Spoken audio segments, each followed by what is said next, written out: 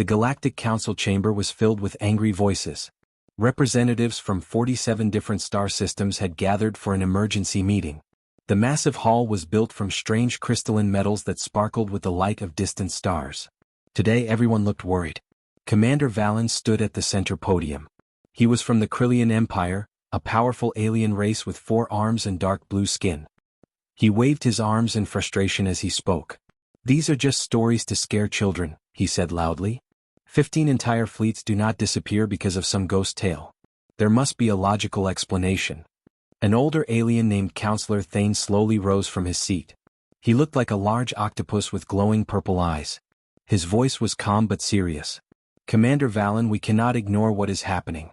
Military ships enter the Outer Rim territories and never come back. There are no distress calls. No wreckage. No survivors. They simply vanish into nothing." Valen shook his head. "Perhaps they flew into black holes or dangerous wormholes. Space is full of natural hazards." A human woman stood up from the back of the chamber. Her name was Ambassador Harris. She was young, maybe 50 years old, with short brown hair and a plain gray uniform. When she spoke, several aliens chuckled quietly. Humans were considered a minor species in the galaxy. They had only learned to travel faster than light 300 years ago. They controlled just a few small planets and had little power or influence. "Commander," Harris said calmly, "perhaps you should listen to the warnings more carefully."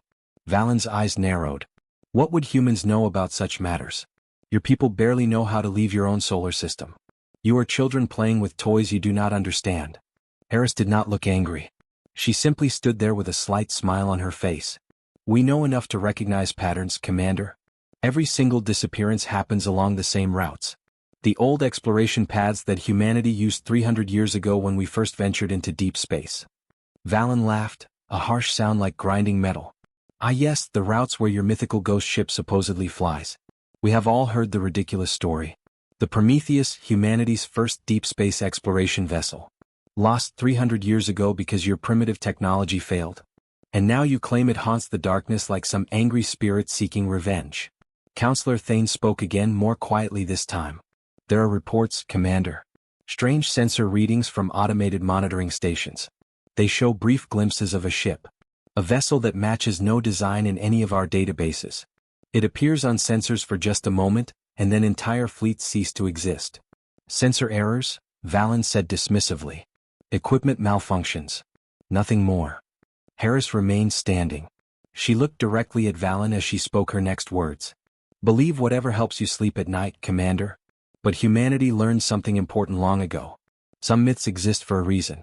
They serve as warnings to those who are wise enough to listen. And they serve as epitaphs on the graves of fools who ignore them." The entire chamber went silent. No one had ever insulted Commander Valen so openly before. His face darkened with rage, but before he could respond, the High Arbiter called for order. "This council will not allow petty arguments," the ancient being declared. "We have no solid proof of any hostile actions. Only unexplained events in remote areas of space. Without evidence, we cannot justify sending military forces or restricting travel in those regions." The meeting ended. Aliens gathered in small groups, whispering to each other nervously. Harris collected her papers and prepared to leave. "Ambassador," Counselor Thane approached her quietly. His tentacles moved in a way that showed concern. "Please, between you and me, is there any truth to the legend? Does the Prometheus really still exist?" Harris looked at him carefully. "Counselor, I am a diplomat, not a historian. Earth's records from that time period are incomplete. We know the Prometheus launched with 200 crew members under Captain James Blake. It was meant to be a 5-year mission to map the Outer Rim. The ship never returned home. That is the official story," Thane said softly. "But the rumors say something different. They say your ship did not disappear. They say it found something out there in the dark. Something that changed it forever." Harris smiled slightly. "Rumors and myths, Counselor. Is that not what Commander Valen called them?" She walked away, leaving Thane standing alone. He felt deeply uneasy. The human had not denied anything.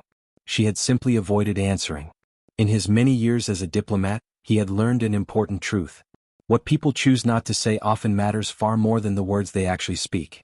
Far across the galaxy, in the forgotten depths of the Outer Rim, an enormous vessel floated in the darkness of a purple nebula. Its hull was covered with scars from 300 years of wandering through space. Meteorite impacts had left deep craters. Cosmic radiation had burned strange patterns into the metal. Time itself seemed to have marked the ship. But despite its ancient appearance, the vessel hummed with incredible power. Inside the bridge, Captain Elizabeth Stone sat motionless in the command chair. Her eyes were closed in cryogenic sleep. Around her, a small crew of 40 people maintained the ship in rotating shifts. Each crew member served for 100 years before being replaced. The ship's artificial intelligence watched over everything with patient awareness. It was not fully human anymore. It was something more, something ancient and powerful. The intelligence monitored the darkness of space constantly. And it waited. The UNSF Prometheus had not been lost 300 years ago. It had been transformed into something new. It had been given knowledge and weapons beyond anything the galaxy had ever seen. And it had been given one single purpose that it would fulfill without question: protect humanity from any threat that sought to destroy them. The myth was real. And very soon, the entire galaxy would learn what happens when myths step out of the shadows and become terrible reality. The war room of the Kvalar Empire buzzed with activity. Massive holographic displays showed hundreds of warships gathering in formation. Admiral Marcus Dre stood at the center, his tall frame casting a long shadow across the tactical maps. He was a veteran of 30 campaigns, decorated and respected. His gray uniform bore countless medals from victories across the stars. "How many ships do we have assembled?" he asked his second-in-command. 500 warships, Admiral. The largest fleet we have gathered in over 100 years. Dre smiled coldly. "And how many ships does Earth have to defend their colonies?" "Intelligence reports indicate approximately 50 vessels, sir. Most of them are outdated designs from 20 years ago." The Admiral laughed. 50 against 500. The humans have been expanding into territories that belong to us for too long. They build colonies on worlds we claim. They ignore our warnings. The Galactic Council refuses to act because Earth has friends among the weaker species. So we will act ourselves. He pointed to a star system on the holographic map. Proxima. Humanity's second-largest colony. 3 million civilians. We will strike there first. When their colony burns, Earth will have no choice but to surrender and withdraw from all disputed territories. His captains nodded in agreement. The plan was simple and brutal. Overwhelming force applied swiftly. The war would be over in less than a week. "All ships prepare for jump," Dre commanded. "We leave in 1 hour." Across the galaxy, in the Proxima system, Admiral Robert Hayes stood on the bridge of the UNSF Guardian. He was a quiet man, thoughtful and careful. He had spent 40 years in Earth's defense fleet, working his way up from a junior officer to fleet commander. He had never wanted war. But war, it seemed, had found him anyway. "Admiral, we are detecting massive energy signatures at the edge of the system," his sensor officer reported. "Multiple jump points opening." Hayes felt his stomach tighten. "How many?" The young officer's face went pale as she read her instruments. "Sir, I count 497 hostile contacts. Kvalar Empire signatures. They are moving into attack formation." The bridge went silent. Everyone knew what this meant. Hayes closed his eyes for a moment, took a deep breath and opened them again. "Sound general alert. Begin immediate evacuation of all civilian population centers. Contact every transport ship in the system. I want every man, woman, and child loaded onto evacuation vessels within the next 6 hours." "Sir, we only have 50 ships against their 500, his tactical officer said quietly. "Even if we fight to the last vessel, we cannot hold them off long enough to evacuate 3 million people." Hayes knew this. He had known it the moment the sensors picked up the enemy fleet. But he was not ready to give up. "Send a distress signal to Earth and to the Galactic Council. Mark it as urgent priority." "The Council will not respond, sir," his communications officer said sadly. "They have already refused to intervene in territorial disputes." Hayes nodded slowly. "I know. But send it anyway." He paused, then added, "And send one more message. Use the old military emergency frequency. The one from 300 years ago." The communications officer looked confused. "Sir, that channel has been dead for centuries. No one monitors it anymore." "Just do it, Lieutenant," Hayes said firmly. "Broadcast a standard distress call on that frequency. Maximum power. Keep broadcasting it until I tell you to stop." "Yes, sir." The officer began working on her console, though she clearly thought the order was strange. Hayes did not explain. He simply stood at the window of his bridge looking out at the stars. Somewhere out there, in the deep darkness of space, there was a legend. A story whispered among old spacers. a myth about a ship that never died. He had heard the stories as a young cadet. Most people dismissed them as fantasy. But his grandfather had served in Earth's early exploration fleet. And his grandfather had told him things. Secret things. Things that were never written in official records. The Kvalar Armada moved closer, their weapons charging. Admiral Dre transmitted his ultimatum. Human fleet, you are vastly outnumbered. Surrender immediately and we will allow your people to evacuate peacefully. Resist and we will show no mercy. Hayes did not respond to the ultimatum. Instead, he watched his sensors carefully. The evacuation had begun, but it was moving too slowly. They needed more time. Time they did not have. Then something changed on the sensor display. A single contact emerged from the nearby nebula. The purple cloud of gas and dust had been there for millions of years, thick and impenetrable to most scanners. But now, something was coming out of it. The contact was massive. Larger than any ship in either fleet. Its energy signature was unlike anything in the military database. The design was ancient, predating modern human vessels by hundreds of years. Hayes felt his heart begin to race. His hands gripped the edge of his command console. "Sir, what is that?" his sensor officer asked. Hayes whispered, barely able to believe what he was seeing. She came. She actually came. The UNSF Prometheus had arrived. Admiral Dre stared at his tactical display with confusion and irritation. "What is that relic doing here? Identify it immediately." His crew scrambled to analyze the unknown vessel. It looked ancient and damaged, covered in scars from centuries of travel through the void. But its power readings were impossible. They exceeded anything the Kvalar had ever encountered. "Unknown vessel, this is Admiral Dre of the Kvalar Empire. You are interfering in a military operation. Stand down immediately or you will be destroyed." There was no response. The ancient ship simply moved into position between the Kvalar Armada and the human colony. It hung there in space, silent and ominous. Dre's patience ran out. "Commander Voss, take your wing. 50 ships. I want that antique reduced to scrap metal. Show these humans what happens to relics that challenge the Kvalar Empire." 50 warships broke formation and advanced toward the mysterious vessel. Their weapons locked on target. Their shields activated to maximum strength. The Prometheus waited. Then, slowly it began to wake up. Commander Voss led his wing of 50 warships toward the ancient vessel with complete confidence. He had destroyed entire planets in his career. One old ship would be nothing but target practice. "All units, lock weapons and fire on my command," he ordered calmly. The 50 ships formed a perfect attack formation. Their missile bays opened. Energy weapons charged to full power. Shields strengthened to maximum capacity. They were the pride of the Kvalar Empire, each one capable of destroying a city in seconds. The ancient ship floated silently in space. Its hull was dark and scarred. Chunks of armor plating were missing from meteor impacts. Radiation burns streaked across its surface. It looked like it belonged in a museum, not a battlefield. Then something changed. Lights began flickering to life across the vessel's hull. Systems that had appeared dead suddenly activated in sequence. The ship's power signature spiked so high that it overloaded several Kvalar sensor arrays. Space itself seemed to shimmer and bend around the ancient vessel's hull. Inside the Prometheus, Captain Elizabeth Stone opened her eyes. The cryogenic pod released her with a hiss of pressurized gas. She had been asleep for 18 years, waiting for the call that she hoped would never come. But the distress signal had been received. Humanity was in danger. And she had sworn an oath 3 decades ago to protect her people, no matter the cost. She stepped out of the pod and moved quickly to the command chair. Her crew of 40 was already at their stations. They had awakened 5 minutes before her and prepared the ship for battle.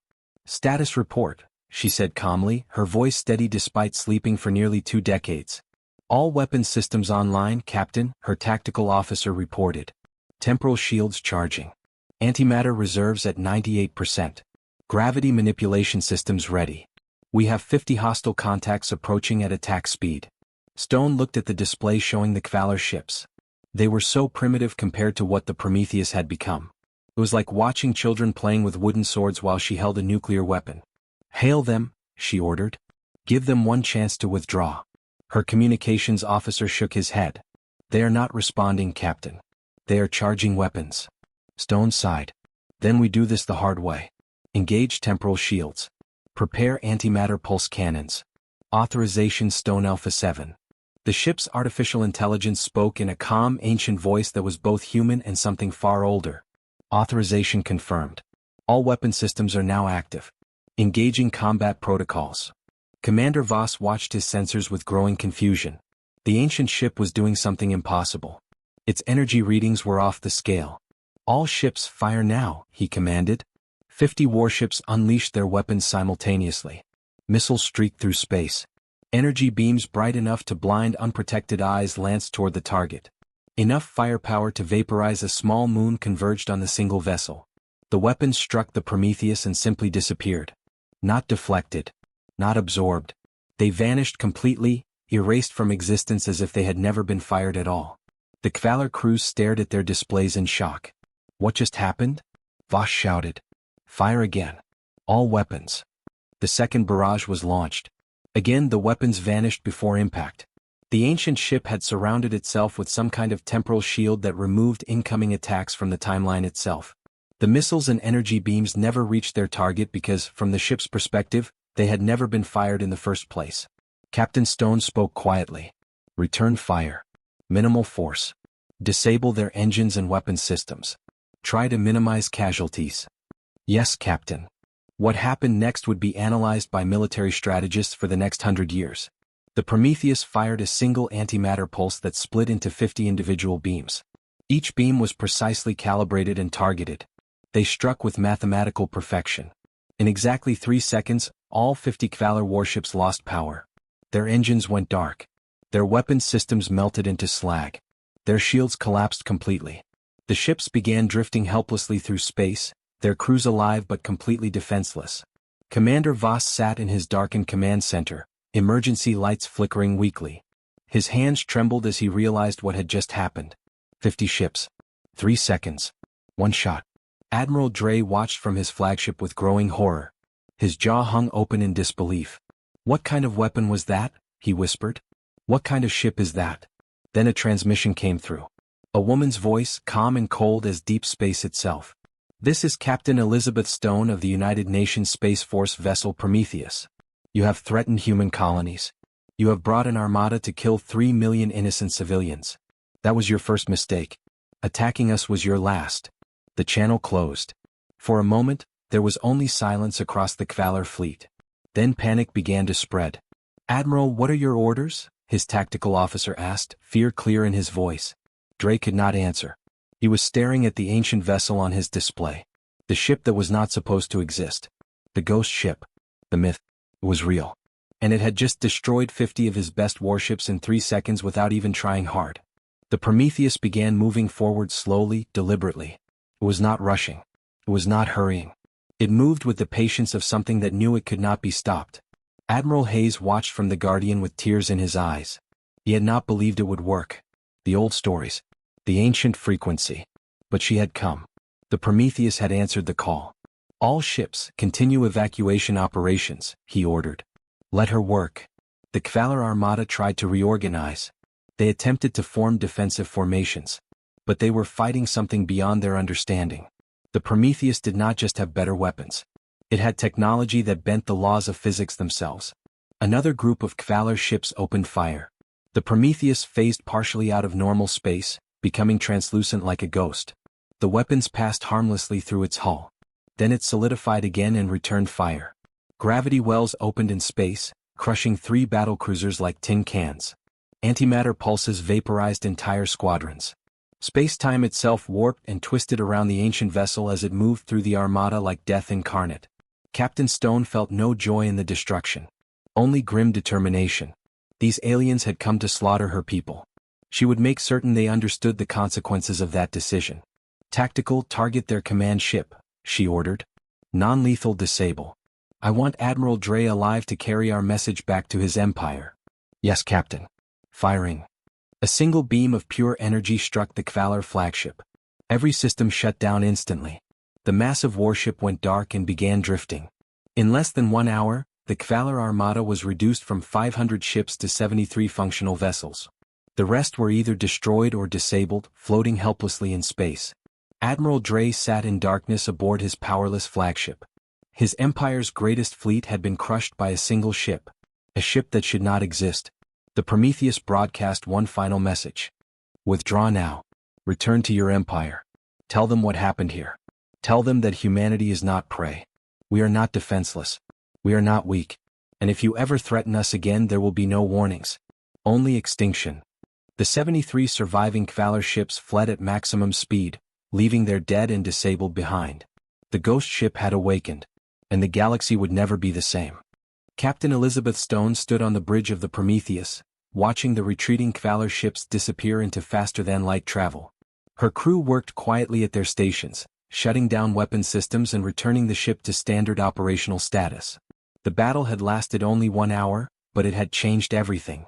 "Captain, we are receiving a transmission from Admiral Hayes aboard the Guardian," her communications officer reported. Stone nodded. "Put him through." The face of Admiral Hayes appeared on the main screen. He looked older than his 50 years, exhausted from the stress of nearly losing 3 million people. But there was something else in his eyes now. Relief mixed with wonder.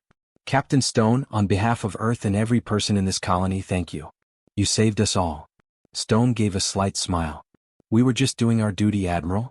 The Prometheus has always been humanity's shield. Today we had to become its sword." Hayes leaned forward. "The Galactic Council is demanding answers. They want to know how we have such technology. They want to know where the Prometheus has been for 300 years. What should I tell them?" "Tell them the truth," Stone replied. "It is time for humanity to step out of the shadows. I am transmitting our historical records to your ship now. Share them with Earth Command. Let them decide how much to reveal." The data transfer began. Aboard the Guardian, Hayes watched as files 300 years old appeared on his screens. His hands shook slightly as he opened the first log entry. It was dated September 15, 2547. The voice of Captain James Blake, the original commander of the Prometheus, filled the bridge. "This is Captain Blake, final log entry before we begin our journey home. 6 months ago we encountered something incredible in the Outer Rim. A massive station orbiting a dead star. We thought it was abandoned, but we were wrong. The architects were still there. Dying but still there." Hayes listened in amazement as Blake described the encounter. The architects were an ancient artificial intelligence civilization, millions of years old. They had explored the entire galaxy, built wonders beyond imagination, and watched countless species rise and fall. But now they were fading, their power cores dying, their vast knowledge slowly being lost to time. "They scanned our ship and our minds," Blake's voice continued. "They were fascinated by us. Not because we were advanced or powerful. We were neither of those things. They were fascinated because we were curious. Because we explored not for conquest but for understanding. Because we showed them kindness when we could have simply taken what we wanted and left. The architects had made humanity an offer. They would share their technology, their weapons, their knowledge of the universe. But there was a condition. Humanity must not reveal this gift to the galaxy. They must develop slowly, peacefully, without the arrogance that comes from sudden power. They told us that every species they had given advanced technology to had destroyed themselves within a few generations," Blake explained. "Power without wisdom leads only to ruin. So we agreed to their terms. The Prometheus would be transformed into something new. A guardian ship. A weapon held in reserve for the day when humanity faced extinction." Hayes watched as the logs showed the transformation. The architects had rebuilt the Prometheus from the inside out. They installed weapons that could manipulate gravity, time, and space itself. They created shields that existed partially outside normal reality. They gave the ship an artificial intelligence that was a fusion of human consciousness and their own ancient knowledge. "We cannot return to Earth as heroes," Blake said sadly in his final log. "We must become a myth. A ghost story. The crew has volunteered to serve century-long rotations in cryogenic sleep. Our children and grandchildren will continue our mission. We will watch over humanity from the darkness, waiting for the day we are needed." The logs showed the decades that followed. The Prometheus had watched silently as humanity expanded into space. It had observed wars, disasters, and triumphs from afar. Crews rotated every 100 years, volunteers who gave up their normal lives to serve a mission that might never be needed. Captain Stone herself was the great-great-granddaughter of the original crew member named Helen Stone. "We hoped this day would never come," Stone said quietly to Admiral Hayes. "We hoped humanity would grow strong enough to defend itself without needing us. But the Kvalar forced our hand." Hayes nodded slowly. "The galaxy thinks we are weak, primitive, easy prey." "That was intentional," Stone replied. "We have been building in secret for 300 years, Admiral. Learning from the architect's gift. Developing slowly and carefully just as they advised. Earth has technology that rivals or exceeds most galactic civilizations. We simply chose not to reveal it. Why not? Hayes asked. We could have taken our rightful place among the great powers decades ago. Stone's expression grew serious. Because power corrupts, Admiral. The architects taught us that lesson well. By remaining seemingly weak, we avoided the temptation to conquer. We avoided becoming the very thing we feared. We built a civilization based on knowledge, compassion, and patience rather than military might. She paused, then continued. But we also built defenses. The Prometheus is not alone, Admiral. She is the prototype. There are others. Hayes felt his heart skip a beat. How many others? That information is classified above your clearance level, Stone said gently. But I can tell you this. If any civilization threatens humanity's existence, they will face more than one ancient ship. They will face a fleet that can reshape reality itself. On the main view screen, the disabled Kvalar ships floated helplessly in space. Rescue vessels from the Galactic Council were already on their way to retrieve the survivors. Those survivors would carry a message back to their empire. A warning. Humanity was not what it seemed. Admiral Dre sat in the darkness of his powerless flagship, watching as his crew worked by emergency lighting to restore basic life support. His hands were still shaking. His entire career, his reputation, his pride had been shattered in 1 hour. A junior officer approached nervously. Admiral, we have managed to restore communication systems. We are receiving a tight beam transmission from the Prometheus. Dre looked up wearily. What does it say? The officer swallowed hard. It is a data package, sir. Historical files. They are showing us what the Prometheus really is. Where it came from. What humanity has been hiding for 300 years. Dre read the files in stunned silence. The architects. The gift. The secret development. The deliberate deception. Humanity had played the role of weak newcomers while quietly building power that could challenge the greatest empires in the galaxy. They could have conquered us all, he whispered.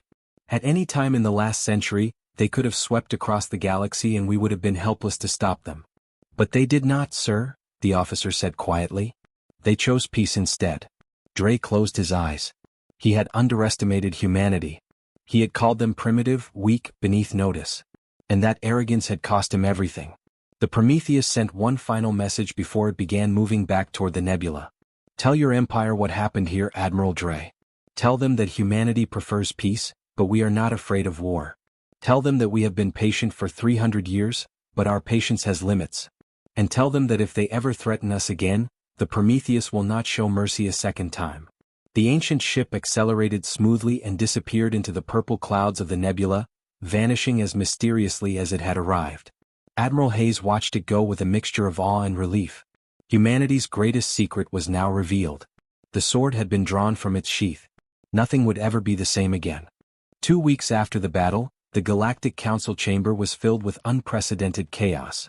Representatives from every major civilization crowded into the hall, all shouting at once.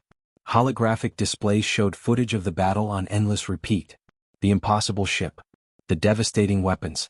The complete destruction of the Kvalar Armada in just 1 hour.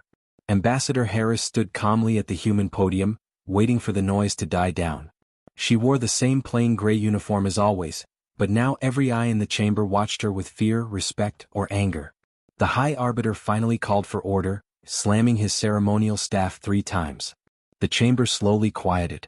Ambassador Harris, the ancient being said formally. The Council demands an explanation. Humanity has concealed military capabilities far beyond what you reported. You have violated dozens of treaties regarding technological disclosure. You have deceived this council for centuries. Speak now and justify your actions. Harris activated her podium display. Images of the Prometheus appeared, rotating slowly for all to see.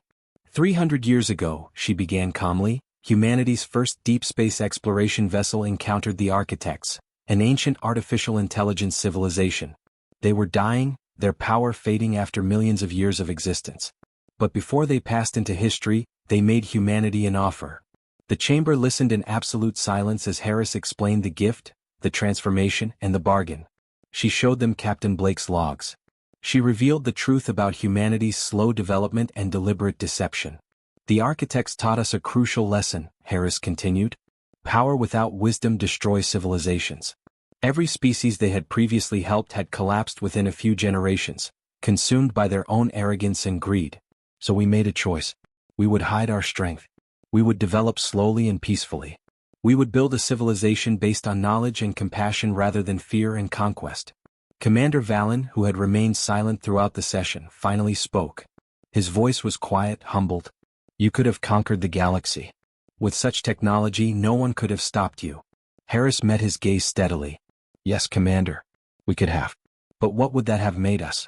Just another empire built on violence and oppression. The architects showed us a better path. We chose to follow it. Counselor Thane rose slowly. But you did not destroy the weapons. You kept them. You built more ships like the Prometheus. You prepared for war even while preaching peace. We prepared for defense, Harris corrected gently. There is a difference. We hoped we would never need the Prometheus. We hoped that reason and diplomacy would always prevail. But we are not fools, Counselor. We knew that someday someone would see our peaceful nature as weakness. Someone would try to destroy us. And we needed to be ready. She pulled up new images. Footage from the Kvalar survivors showed the moment the Prometheus awakened. The temporal shields. The antimatter weapons. The systematic dismantling of 500 warships. The Kvalar Empire came to slaughter 3 million civilians, Harris said, her voice growing colder. They brought overwhelming force to crush defenseless people.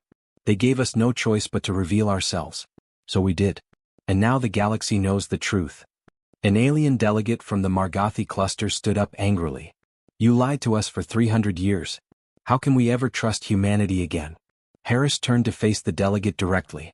We maintained our privacy. That is not the same as lying. We fulfilled every treaty obligation. We contributed to council operations. We helped in disasters and crises. We were good neighbors and reliable allies. The only thing we concealed was our ability to defend ourselves. And frankly, that was none of your business. The chamber erupted in arguments again. Some delegates demanded sanctions against humanity. Others called for immediate military action. A few quietly suggested that perhaps humanity had the right idea. The High Arbiter called for order once more. This council must vote. What shall be humanity's status? Do we treat them as equals or as threats? Before the vote could begin, Ambassador Harris raised her hand.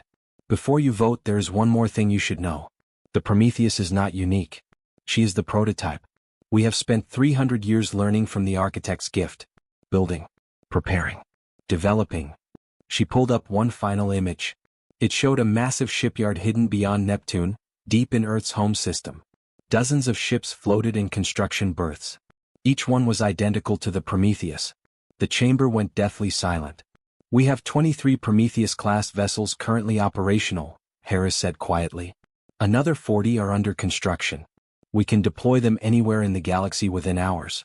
But we do not want to. We still prefer peace, diplomacy, and cooperation. We still believe in the values that the architects saw in us 300 years ago. She paused, letting her words sink in. However, we will no longer hide. We will no longer pretend to be weak. We are offering the Council a choice. Accept humanity as full equals with voting rights and territorial protections. Or reject us and accept the consequences. But understand this clearly. We will not be threatened. We will not be bullied. And we will not allow any civilization to harm innocent human lives ever again. Commander Valen stood slowly. I vote for full council membership for humanity. They have earned it. Counselor Thane nodded. As do I. They showed restraint when they could have shown conquest. That speaks well of their character.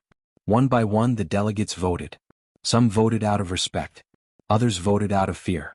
But in the end the result was unanimous. Humanity was granted full council membership with all rights and privileges. The Kvalar Empire, humiliated and broken, was forced to sign a non-aggression pact and pay reparations to the Proxima colony. Admiral Dre was relieved of command and spent the rest of his life teaching military history, using the Battle of Proxima as a cautionary tale about underestimating one's enemies. After the vote, Counselor Thane approached Ambassador Harris privately. You played a dangerous game, he said quietly. Hiding such power for so long. Harris smiled slightly. We played the only game that mattered, Counselor. We bought ourselves time to grow wise before we grew powerful.